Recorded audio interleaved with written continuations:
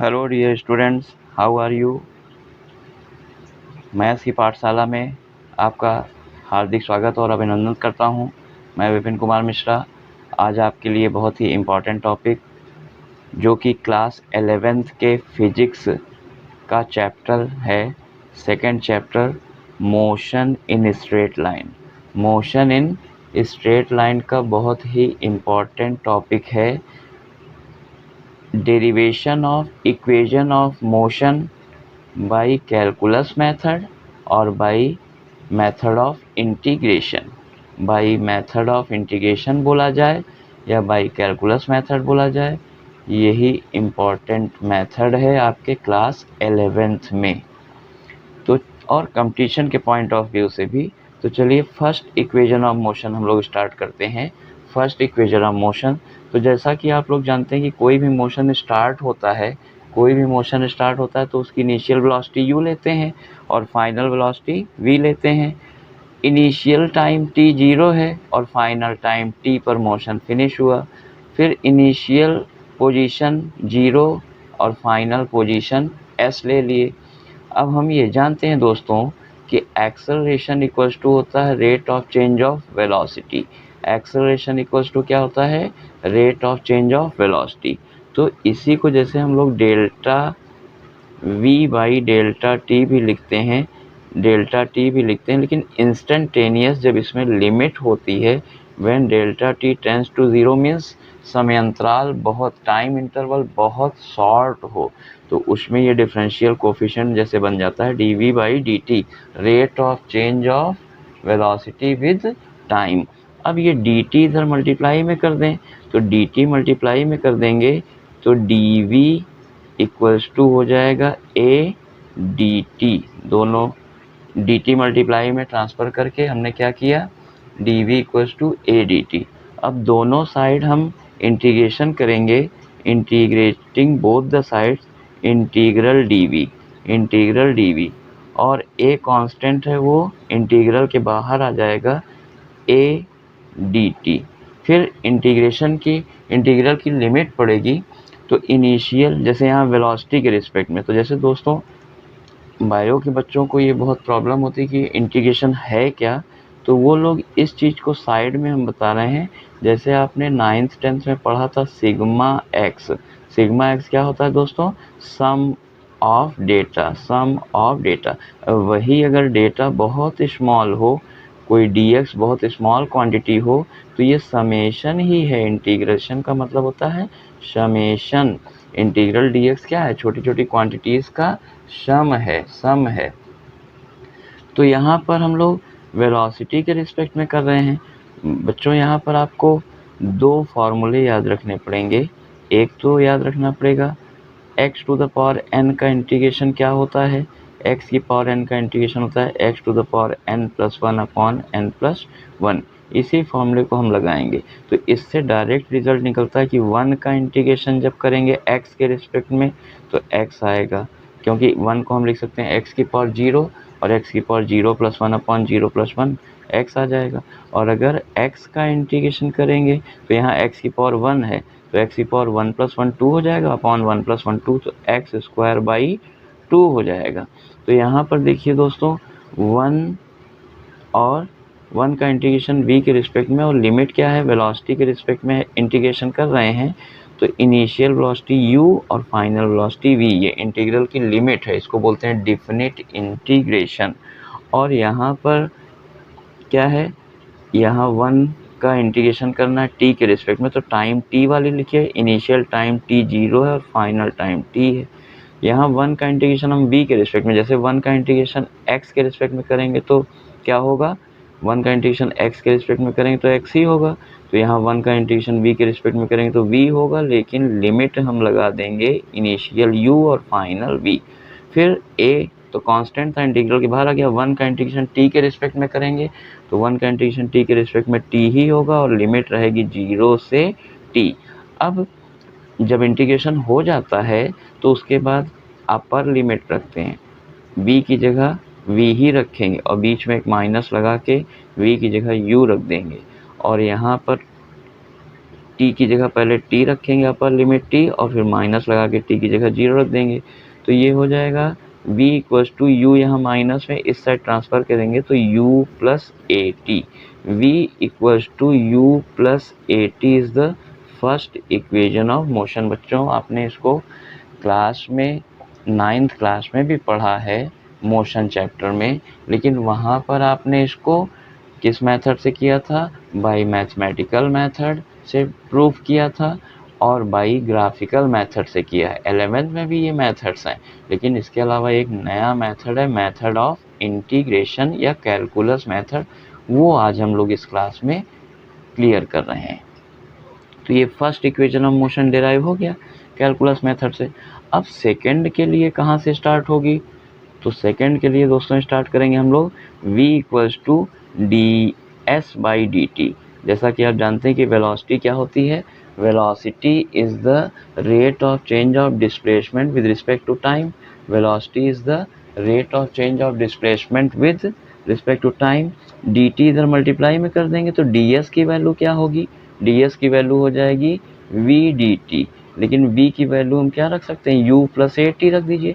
तो D S बहुत small displacement है, v की वैल्यू रख देंगे u plus a T D T, और ये डी टी दोनों में अंदर इंटू कर देंगे तो डी एस इक्वल्स टू हो जाएगा u D T plus a T D T.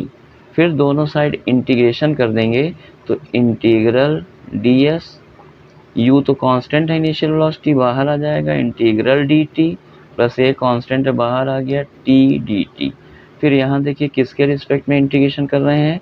कोई फंक्शन ना हो तो 1 मानते हैं, 1 का इंटीग्रेशन s के रिस्पेक्ट में करेंगे तो s की लिमिट 0 टू s है, 0 टू s फाइनल लिमिट।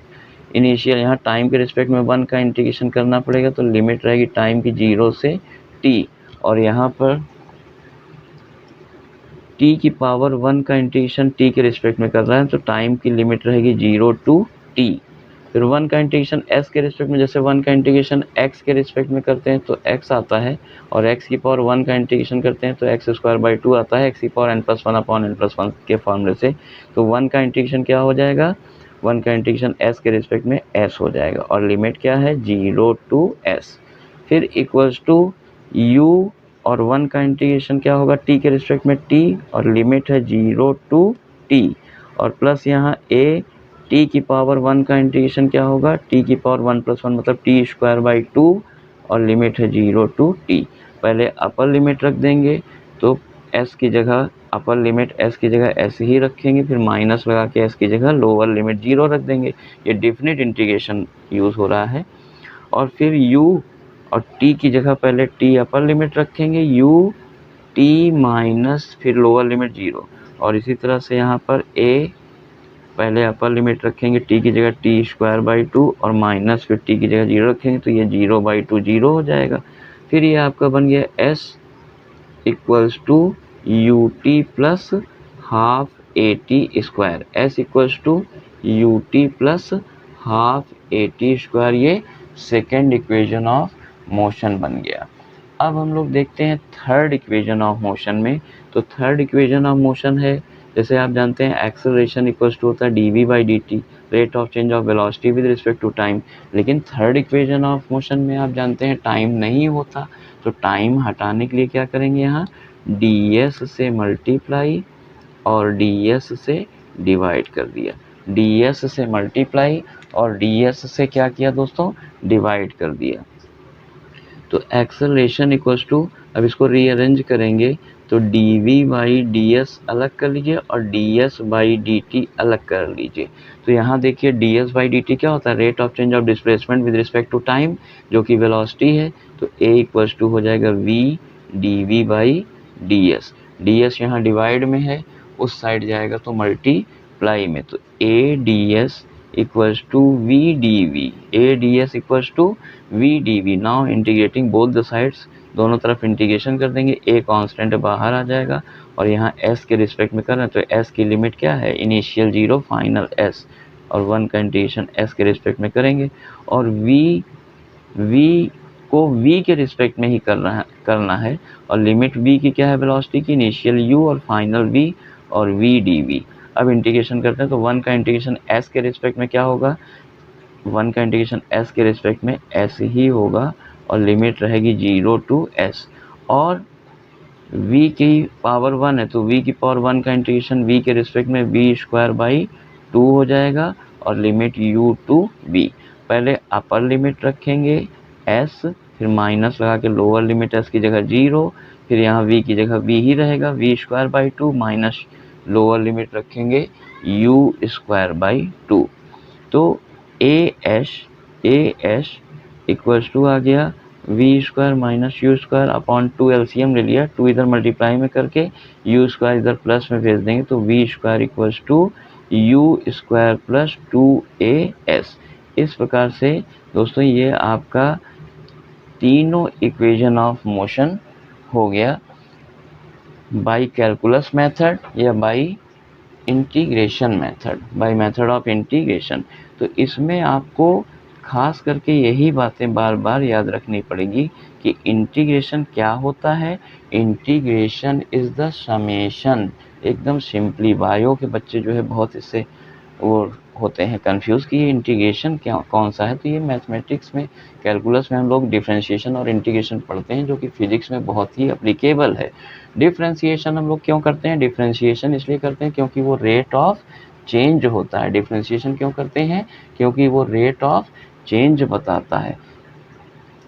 लेकिन हम लोग इंटीग्रेशन क्यों करते हैं, समेशन के लिए, टोटल वैल्यू जानने के लिए। तो जैसे अभी हम यहाँ फॉर्मूला लगा रहे हैं इंटीग्रल 1 x के रिस्पेक्ट में, तो 1 को हम ये लिख सकते हैं x⁻0 dx और x की पावर n का इंटीग्रेशन क्या होगा, n की जगह 0 है तो x की पावर n+1 अपॉन n+1, तो ये आपका x हो गया। 1 का इंटीग्रेशन x के रिस्पेक्ट में x हो रहा है तो t के रिस्पेक्ट में t होगा, s के रिस्पेक्ट में s होगा, v के रिस्पेक्ट में v होगा। और ऐसे ही दूसरा जो लगा रहे हैं हम कि x की पावर 1 dx, तो x की पावर 1 का इंटीग्रेशन क्या होगा, x की पावर 1+1 अपॉन 1+1, तो ये हो जाएगा x²/2। अगर डेफिनेट इंटीग्रेशन है तो कांस्टेंट ऑफ इंटीग्रेशन हम लोग ऐड नहीं करते हैं, लेकिन अगर इनडेफिनेट इंटीग्रेशन है, इनिशियल और फाइनल लिमिट नहीं मिलती पता रहती है, तो वो हम लोगों का इनडेफिनेट इंटीग्रेशन होता है। फिलहाल अभी जो हमने मेथड किया, तीनों इक्वेशन ऑफ मोशन डिराइव किया है, वो किस मेथड से किया है, वो किया है इंटीग्रेशन मेथड से या बाय कैलकुलस मेथड, दोनों नाम से आ सकता है। तो दोस्तों उम्मीद है आप लोगों को ये लेक्चर समझ में आया होगा। Equation of motion by calculus method या इंटीग्रेशन मेथड से अब आप लोगों को कोई समस्या नहीं होगी।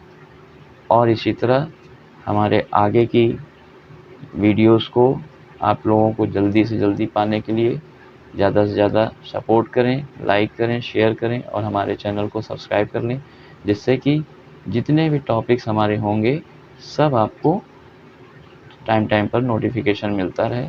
Thank you, have a nice day.